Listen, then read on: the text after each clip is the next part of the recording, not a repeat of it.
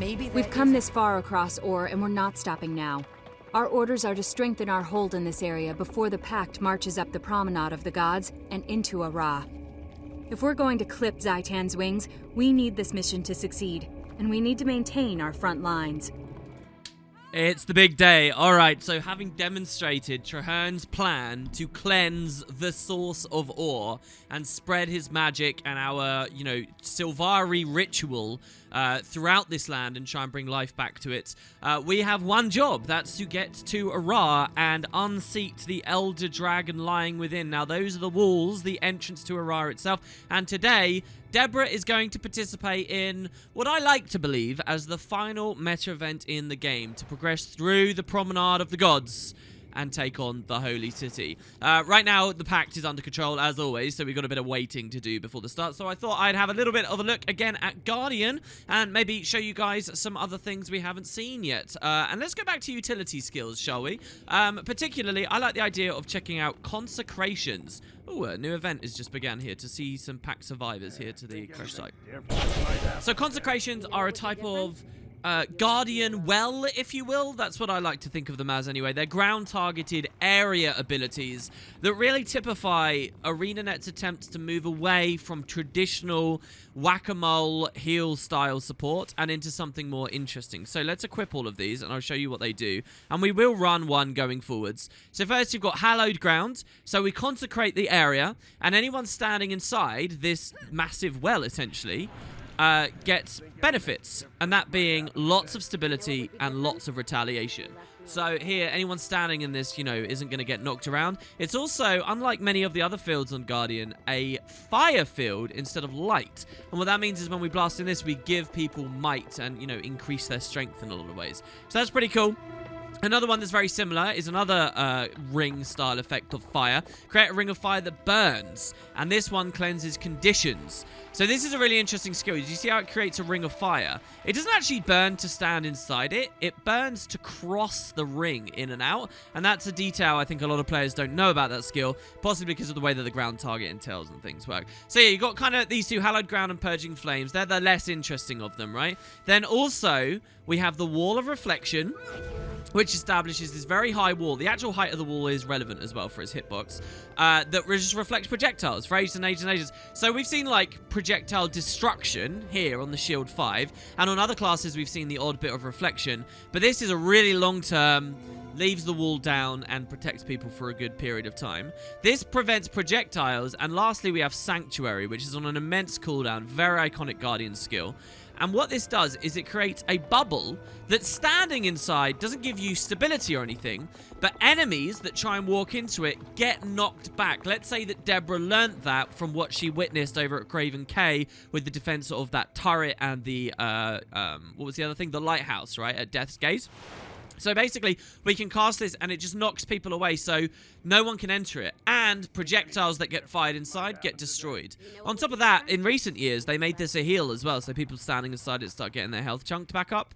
The thing with this skill is it's on an epic cooldown because it's just so strong, but it's basically like creating a room that no one can get into. And as Guild Wars 2 was coming out in 2012... skills like that, were a real novelty. They were a real treat. The line of warding on staff as well, right, is essentially a similar thing. This is like a ward that we get purely, over here on our utilities. So yeah, that's Consecrations. It's a cool variety of skills. Overall, I'm not too keen on them, but what I will run here as we go forward for this final event is we'll keep Retreat for the Aegis and the Swiftness. We'll keep the Signet of Mercy. But here, we'll put Sanctuary on instead of, one other shout, right? And we'll see whether we can use this to defend our allied NPCs or something in the rough fights that are to follow. So, I don't know when this will go down, and when it finally does, who knows what the state of the statues would be. In a way, I kind of want to do this such that all the statues are against us, or such that all the statues are allied with us. In the end, I think I'll just let the chips fall where they may. Now, Deborah hasn't really seen much that's going on with the rest of the game and the rest of the world, really. But I do want to point out that you can come to Azabe Kabar. I'm finally saying that correct, the Royal Tombs in the open world. As I started recording here, you saw a player ran past me, and I'm a bit annoyed at that because I know that he's just come to do this event. But you can come inside, and there's an event with some Derman Priory who are looking to loot it, and I think they get stuck inside, and you've kind of got to help them out and afford them some escape. But you'll notice there's like interactables and stuff. Ah, here you go. I guess the event isn't up. So when you come in without the event, the gate is closed, and it says this gate is closed tight, and we're forced to remain on this side. If you look inside, you can see there's earth elementals. I think that earth elemental is probably there because of a statue of Melandru, which is on our side right now, which means there's elementals instead of risen. But yeah, it's a cool little room. And an example, it's kind of cool that the gate's shut, actually. An example of a rare situation in core Guild Wars 2, where areas of the map get locked off fully based on how events are going and stuff. But so there you go. That's really just a bit of preamble here. Deborah's final assault. You'll notice we've changed our armor a little bit to wear more of that seraph blue there instead of the yellow we've been in recently. And we'll do this last big push for Traherne, for Casey, for the Pact. See you soon, guys. After quite the day here of trying to get this to fail, we have finally pushed the Gates of Arah to its minimum stage. The Gates of Arah, the Pact are strategizing at Meddler's Summit. So it does all begin here, which is kind of where the southern advancement goes to. You'll see we've got a whole crew. Our first assaults in the Straits of Devastation, we had a whole crew. So ending it all out with the last one, I think is a very cool idea as well. And yeah, we're just waiting for a chopper to come in and see what the Pact decide in order to take the Promenade of the Gods. Before we can assault the Gates of Arah, I need a team to help me retake our position at Shank Anchorage. The Risen will see us coming and swarm us from all directions. That's why we need to move as a small group. We'll draw less attention that way. Are we ready? Let's do this. Here it is. So it all begins with War Master Chan, who devises this plan.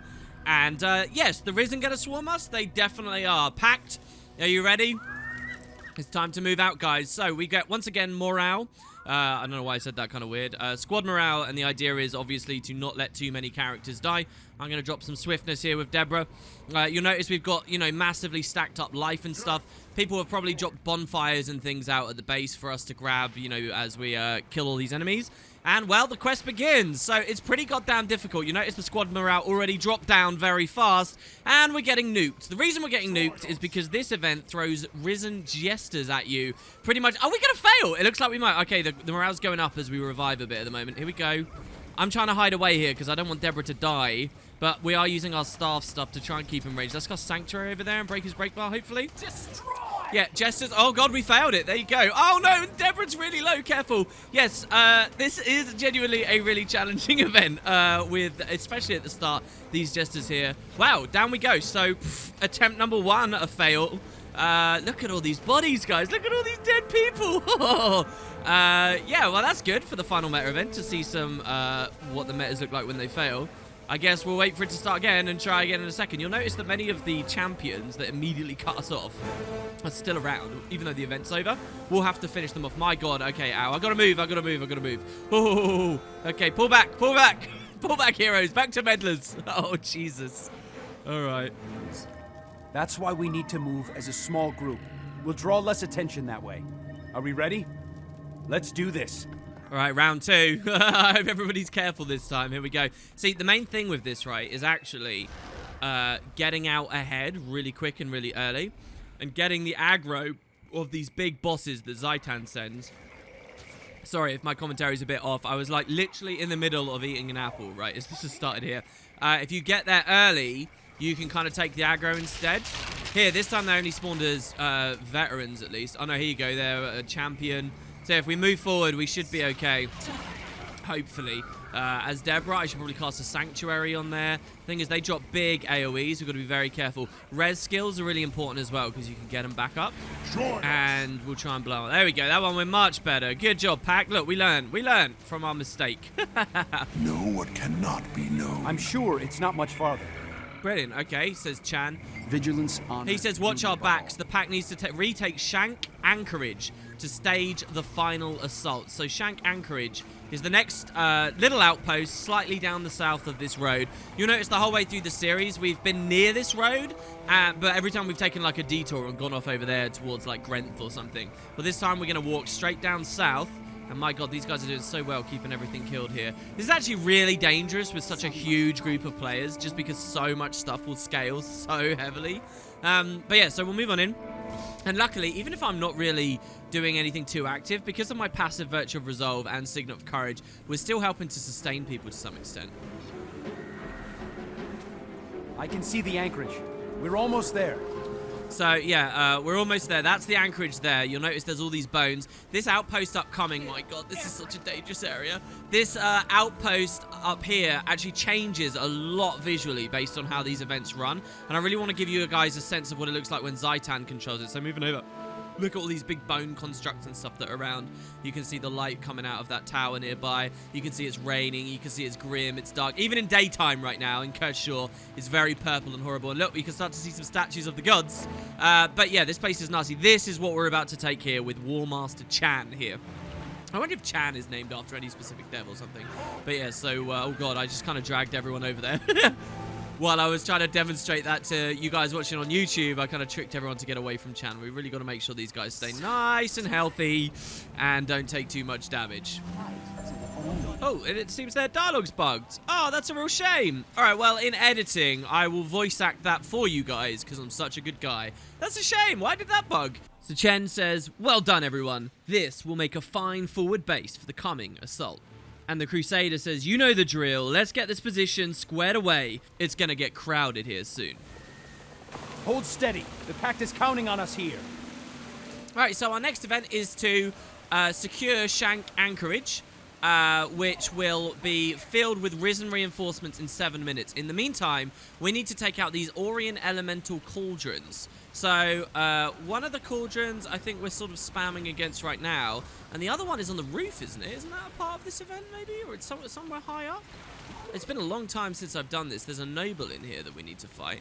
I swear that they're high up. Yeah, there it is. Look, you can see there's an Orient Cauldron up there. I don't think visually, model-wise, that they look particularly different to anything else. So you can either go all the way around the back and try and climb up onto the glass and conservatory to hit it in melee, or you can use AoE abilities and ranged abilities from underneath. I'll try and climb up with Deborah. I don't know whether the rest of the team will manage to kill it in time. Actually, they probably will. I don't know. What's the main route to get up? I'm a bit scared going alone with enemies that are scaled up massively, but maybe I can show you guys the route. If we get up on this coral, then onto this glass. Here you go. You notice there's a vista up here too. Don't fall through any cracks in the frigging glass, such as that one. But yeah, we can come up. You take these cauldrons out. Oh, it's actually behind that building there. And with that done, we get to move forward. Is it the same as the Searing Cauldron, I wonder? I seriously doubt. But this is kind of the big, epic final meta of the friggin' game. So, hey, who knows? I notice here on editing that the idea is obviously these cauldrons are dropping lava down, which turns into elementals people are fighting below. I guess a bit like the Iron Forgeman fight, but not done quite exactly the same. Still, it's a nice touch. Down it goes. Sweet. Actually, that's just one cauldron. Where's the other one? Is that also high up? Oh, yeah, it's right next to me. Here you go. So, actually, they do kind of look like cauldrons, don't they? I wonder if you don't see these anywhere else in the game. Huh. Well, I'm the only person up here right now, and Deborah doesn't do much damage. If we could get a warrior next to us or something, that would be quite nice. Everyone down below is fighting hordes of Risen. So one of the reasons I used to play this particular event a lot is because if you don't break the cauldrons, you could just have loads of champions that drop champion boxes. As we were waiting to get Arah here, we've been doing that tons on this map. Look, Deborah has found 47 exotic gilded coffers. That's a lot of loot. Anyway, so there you go. With that down, we do get a new boss. Hopefully I don't die from full damage. And here we go. It's Champion Risen Anderzabad. So this is like some kind, you know, it's an Orient sounding name, which is brilliant, but instead of it being a humanoid type character, it's one of these horrible night looking creatures, which again, I'll say again, I really do feel like they kind of try and set up as being the big bad dangerous ones. If you Google the name, you do get a result suggesting it means chief advisor in some ancient or exotic language, I think. Let's blow him up and the anchorage will be ours, which is kind of the final flippable outpost. Start bringing in our reinforcements. On it. Not long now. We're going to bring the fight right through the gates of Arah to Zaitan itself. May Balthazar strengthen you. Jesus, his audio work really needs some improvements. My God, maybe I should data mine and see if I can get that louder for you guys. Right, so here we go. The pact preparing for the assault on Arah. Now, we own this location now. Some must fight so that all may be free. And what we'll find is, first of all, there's some new NPCs we can speak to. Oh yeah, a billion fire elementals attacking that event, by the way. Well, there's going to be 3 events we have to do at once, and we've kind of got to balance our Zerg between the 3 different events to make sure that they all succeed as best as possible. We can fail all 3 of these next upcoming events, but every one you succeed adds forces to the eventual assault. So it's kind of a thing like they were trying to do with the Shatterer way back when, except they properly pull it off here. The more events you do, the more effective your force is in the end of the final meta. So we'll just wait for that to trigger. We're building everything up here. We can unlock the waypoint. Let's see if anyone has anything interesting to say. Fire in the hole! We got some basic vendors. I will sell here because we're going to get so much loot from this. Look at that. I just got 3 golds straight up just from selling trash stuff here. There's all walls that the Pact will start to erect in areas like this now. I feel like this should be broken. But yeah, does anyone want to say anything? Here's Crusader Angaria. We brought in our best for our full assault on the gates of Arah. The Pact will not fail. We're ready then. Look, and so at this point in the game, everyone's level 80. You've been through so much ore content. You've got like maybe a couple of pieces of exotic gear now. In fact, I did want to show you a very rare item I got from one of these events today. There's this very peculiar item. It's called Weather Rack. It says a mysteriously light and well-balanced weapon that seems malleable to your wishes. You can double-click to choose what form it should take. So this is a weird item that got added a little bit after launch that has this cool flavor text, and you can actually pick what stats you want. There's no time to waste. Help me gather metal scrap so I can get some firepower ready for our assault. All right, here we go. So, 3 different events. The first one here is going to be Ballistician Dexa, who has an idea for extra firepower. We're going to run over, and what she's going to ask us to do is to collect scrap, right? But because we've got a ton of players, the amount of scrap she wants is going to be a lot. She says, I need all the scrap you can find to help build a cannon. You might be able to strip metal off of our traps, but be careful. So, yeah, you basically come out to this field, collect scrap metal from killing enemies, and you bring it back in. So can you see this here, for example? We pick it up, we get scrap metal in our inventory, we come over, we deposit. And at the same time, the NPCs in the area we can defend are also doing the same. Thanks for the So that's one event that will be going on. And she's trying to, you know, basically build some big cannons we'll see soon. But if I come back into the camp, you'll see some others trigger as well. I really don't want to miss the dialogue as they do. Who else we got? We got War Master Benson. Will you be taking the fight further forward? Is Chen going to stay here? Once our forces are in place and with the logistics figured out, we're seizing the gates of Arah. Stay close. We'll need your help. So if you see, we actually have a 10-minute timer for the gates to begin. What's waiting for us in Arah? Through those gates, Zaitan lies in waiting in the wreckage of Arah. What do we need to do for that to happen? Well, once our forces are in place, okay, what was Arah like before Zaitan? Long ago, it was the city of the gods. Now it's the diseased, risen nest of the dragon. Anyone not busy, follow me. We need to drop a signal to bring in reinforcements before our final assault. So here, she's trying to get more people as well. We can ask Benson here, are we really about to take on Zaitan himself? He says we fought our way across this miserable land to take on the dragon in his capital. Tyria counts on our success here. This is Zaitan's home? Long ago it was the city of the gods, now it's blah blah blah. Okay, so it's about time we cleanse this land of the risen. So this next event, which, you know, hopefully you've done the scrap metal before it ends, which we have here, which is very nice. I kind of want to get the... now we've got 2 bits of dialogue going on at the same time. I'm cut between a rock and a hard place. Let's see this one over here first, if we can. Okay, I'm in full production mode. Hold on to whatever other scrap you find and give me some space. Here you go, look at this. Look at this huge freaking cannon she just built. This baby is going to tear those risen into rotten, stinking chunks. I can't wait. By the way, the idea is if you try and go up those stairs early, you can get in real, you know, danger and punishment, right? But now we've got siege. Look at the cannons just aiming right at the stairs. This is fantastic. So that's one thing we've done. Now let's move on and find Angaria, who she was quite non-specific about what she's doing, right? As far as I can see. Maybe we can get over to her and press F and figure out what that is. So here she's set up a little camp here. There. Now our chopper has a landing zone to arrive at. We just need to keep it clear until they get here. Here we go. We've set up a beacon, just like for the Melandru Cathedral. The choppers come on in, and these are reinforcements we're getting now that will go with us on the assault that otherwise wouldn't have. And lastly, we've got another event here. This is Scholar Didi. This is actually an Asura, who we may have missed what she originally has to say, but here in her dialogue she says, keep the risen off my back, please. We're going to find what she's trying to do is get some ludicrous golem assistance for us. So we get extra forces, we get these cannons, and we get golem siege. I love how this is interactable. Do you think we can actually get on it and fire it? I'm sure that's not possible, right? We can't actually fire this thing. No, I guess it's interactable because there's a thing we need to defend. Great. There's a crack in the signal flare. Hang on, I can fix this. Oh god, okay. Dee Dee does not sound like a normal Asura there, does she? But okay, so there's a crack in the signal flare, she says. Well, let's just defend it. Oh god, there's Risen all around us. So this one's a very simple event. Risen waves. We need to defend Dee Dee. And you'll notice we've done this so efficiently and so fast here that we had 10 minutes to do all three. And there's still 5 minutes left on the clock, and we're about to finish the last one. So really, really effective gameplay there from everyone. There. They're endless. We have to cut through this horde. Oh, I guess her dialogue cut off there as well. I'll do more of my voice acting for you guys on that one. She says, there. Woo, that was close. I should know to inspect something so important before leaving camp. Excellent. Now we should just have to wait a few seconds. Okay, so she sent up another flare. Does that mean that we're getting... Here we go. And look, getting launched in from far away. I don't know if you guys saw that. Standing by to exterminate Risen. Excellent. It seems to have arrived intact. Let's get this baby into action.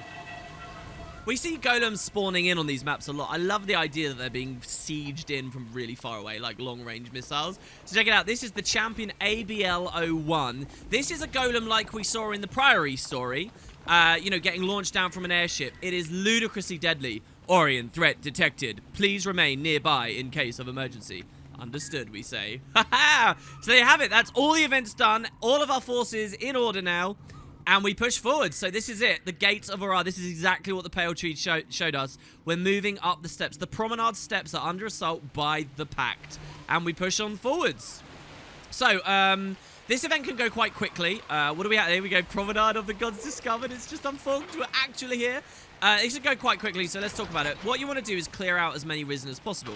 This is easier if you have all the cathedrals done. Because right now you can see these are just earth elementals hanging out near this statue. If we hadn't broken Zaitan's control on that statue right now, there'd be more Risen for us to slay and it would be more swarmed. So it's like these three events make it easier, and then all the other cathedrals all across Or make it easier. It's such a fantastic idea. My god, I'm getting hit pretty hard here. But it will still be a challenge. Zaitan cannot be beaten. Headed off with all of these Risen is indeed this Risen Giant up here too. We're getting more familiar with taking these out. The gods have forsaken this land is Zaitan. So, he cries about the gods forsaking us. Believe me, there's more than God believers amongst us right now. This is every one of the represented races and the lesser races at the same time. Check it out, the Champion ABL. I think that is a pun on Abel, by the way. Is, you know, pounding away over here. Orion threat detected, same dialogue. I guess Dee Dee's there. Look, we got a script with us right now. This is awesome. So the first event, this is a huge meta, obviously. We've seen so many different components. This first part is just the lower steps, right? The promenade steps. Then we'll go further up. But right now the game is to actually clear away all these Risen in the lower steps. Every single statue is deactivated right now, which is really good for us. Really good. And it's kind of nice, you know, because we've seen Deborah slowly has gone through, pushed every single one of these. The fruits of her labor are paying off. If you suffer. And of course, we're just getting ludicrous amounts of loot here. Classic Guild Wars 2 combat music to accent this moment. We're one step closer to victory, but now we need to capture the middle of the promenade. Go! Okay, so Benson's ran on up. I really want to talk to him. Where is he, though? It's so hard to see in this huge attack from so many people. There's golems around with us right now. They're culled out. Look, here's Crusader Angaria here. So we move on to the next event. This is to help the pack capture the Hall of the Promenade of the Gods. So they call this a hall, and that's because if you actually look up, there is a bit of a ceiling up here. We feel like we're outside, right? But it's still a big open area that the Orions kind of had built rooms into. So look, it's an eye, a champion eye of Zaitan. Now, in the open world, you can see it scoring kills over there. These things are really deadly, especially as scaled as it is right now. It will pretty much nuke anyone it chooses to look at right now. So I'm going to be a little bit cowardly and just heal from the back. In fact, let's use our Signet. I can't think of a better time to. Ready? Yeah! Awesome. Just as we break his break bar and push him down. Oh my god, there's a horde of Risen over on the right-hand side over there. The eye isn't speaking to us in the same way that the champion was. But, you know, it's like the devs picked, like, various kinds of epic enemies. We had one of the knights back there with the wings, and then we had a giant, and now we've got an eye. And knowing now what we know, this was one of the kings or queens of Or, corrupted by Zaitan that we're claiming here. And down it goes. Not quite as potent as Razor. Hold this position. Guarding the source of Or, but still an eye nonetheless. So, and we get some big loot off of that. Still quite a lot of Risen presence in this area. If you look at my minimap, you'll see that the event actually is asking us to capture this plateau here in the center. This is kind of cool. Look, all the NPCs are sort of flooded out around here. They're not actually helping. I think we've been so aggressive and pushed so fast, Zaitan even can't get towards them. That's great. This is it. One final step before we secure the gates of Arah. Go! Go! Ooh. Your deaths here will only serve to strengthen Zaitan. And here we have it, the Risen High Wizard. We won't be able to touch the High Wizard until his minions are killed. That will bring down his shield. Let's go! So Benton there talks about a mechanic that people beat so quickly nowadays, you'd be hard-pressed to find it in action. Bit of a shame. You'll notice he's a legendary creature. He's like a world boss in a lot of ways. He's absolutely huge. My god, these enormous birds here attacking these Risen arms in the area. But yeah, you'll remember that the Dream Vision actually showed us fighting a gate guard here. It's not actually a gate guard in the end. It's the Risen High Wizard. I don't know if the devs had a plan for it to be a gate guard at some point. But yeah, he's a legendary mob that gives you an enormous amount of loot. Back at launch, it was one of the only ways to guarantee you'd get a lot of different rare pieces of gear all at once. And if you look carefully at what he's wielding, it's a crazy sword you've probably not seen yet. He is an opponent wielding a legendary weapon. That is a legendary greatsword. My defeat will Now we not can move to save. take down Zaitan and Arah. I'll stay behind to establish our base camp here. Everyone else, go on ahead. There you have it. Oh, so good stuff. Benson swaggers his way towards the gates. And the gates of Arah, as you can see up here, are now under pact control. We get a lot of loot here, right? So you get a chest from the wizard itself. And then this big chest, you'll see, gives us loads of different things at the same time. You used to get a bonus chest from this, I'm sure, actually, that would float above your minimap. That, once again, has filled Deborah's inventory up. I got all of the farm here, so let's just salvage those down. And then we'll finally collect that in. And there you have it. The pact has taken it. Some of these hands are still around in the area, but now our banners have appeared on these bone towers that once upon a time Zaitan had. And because we own all of the statues as well, what's actually spawned instead are elementals. These are all lodestone dropping things. So there's actually kind of a cool farm mechanic going on here, which is that if players on your server at launch had all of the temples, not only would clearing up to the gates of Arah be good, but once you've actually taken it all, you now have a pretty safe place to run around. And if what you want is corrupted lodestones, you can kill these ice elementals. If what you want are charged lodestones, you could kill these sparks and go further down. If you want, you know, earthen lodestones, you could fight earth elementals and so on and so on and so on. I'm not sure too many players really did that in the end. I certainly did a little bit, but I feel like in the end people found other places to farm those lodestones instead. And that was all just for big legendary things. And of course the final boss holding a legendary here. What a nice touch, right? So, the Pact are continuing to do things, even as I just waffle away and talk here. If you watch, you'll see these walls are starting to be built. Here, we've got a visual tactician. We've got armor smiths wandering through. We've got scholars. Everybody's coming together. This guy's hammering away. He just built this turret, look, and they're building the walls. So we do actually properly fortify this location. And once you take it, because this is such a big, significant event, it takes a really long time to reset. Like, this will be safe real-world time now for like an hour or so. Like, a really, really long time. And players can, you know, have the luxury of coming to this place safely. I just want to note in post-commentary what I said there is a significant thing too as we leave the open world here. One of the big things about dynamic events when Guild Wars 2 was coming out was the devs were saying, oh, it was something that could permanently affect the world. You could enact real change around you. And one of the common questions on our minds on the forums in those early days and on interviews was, okay, yeah, you say it's permanent, but everything will reset eventually, right? And the question to the dev is, where's the sweet spot? I like how at the end of Guild Wars 2, like this last meta, they give you a real sense of permanence by having such a long cooldown on the final meta. You beat this, you take the Gates of Arah, and among so many metas, it has like this real sense of consequence because it's got such a long cooldown. There's a lot of events in the game these days that are synchronized to global timers and stuff and have longer cooldowns than this, and you know, we're familiar with the idea of more permanence in other places we'll get to. But as far as launch is concerned, I like how we did get the answer to that question in the end. You know, that feeling of something permanently changing. The devs had settled the answer as being about an hour or so, and it's demonstrated right here at the Gates to Arah. Anyway, it's just something I find interesting at the end of the road. And again, as I mentioned before, at the very launch of the game, what that meant was you did now have access to the Beyond, to the final dungeon. You'll notice we just got a waypoint. This is the Arah waypoint, and that is the doorway into Arah. Moving closer to the door, we do have a scout here who will tell us, you know, the story of what's happening in there. That'll be a bit of a spoiler, so I'm not going to do that quite yet. We're not going to walk through there. Today's bonus video ultimately is about opening this up. But yeah, that's the idea. And, you know, this is such a cool place to me because it's like, it's the end of the game, and it's also where the 3 big pillars of PvE met, you know. And there's something about that's always just been very satisfying. There is, of course, Crusader Benson here. Hello there. He says hello. We can buy packed medals of valor from him. We can get, you know, even more temple armor. This isn't technically a temple, but hey, it's a similar sort of setup. And maybe there's someone else with a bit of dialogue that we can grab here. Here we've got... It's really surreal, guys. I can't believe I'm talking to you at the gates of Arah right now. Vigil Tactician Cole says the pack needs to hold the gates of Arah if we're ever going to storm Zaitan's stronghold.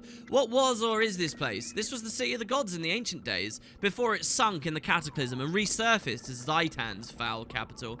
Is the pack really ready to take on Zaitan? All of Tyria counts on us to destroy that monster. We fought our way to his doorstep. This is our moment. Is the pack really that close to taking on the dragon, we say? And he gives us the same response. So they're proper building it up here. I like how the devs have to be a little bit cagey because they don't quite know where you are in the personal story. Maybe you just woke up outside Shaymore, right?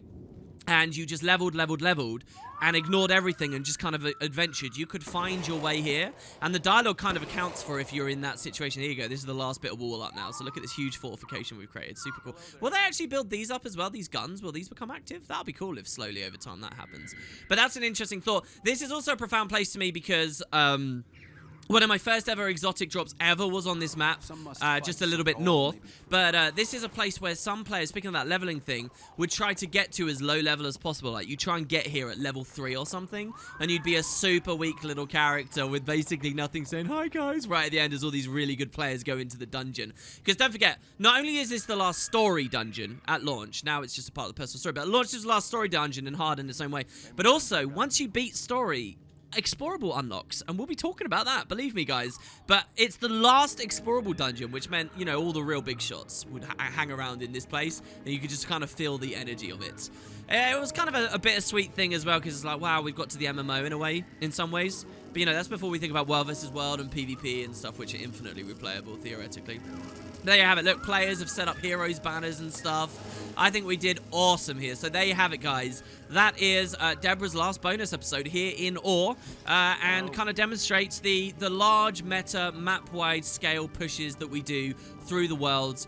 And all that's left is to actually head on into the dungeon. So I'll see you for that very soon. Thanks for watching. I'll catch you next time.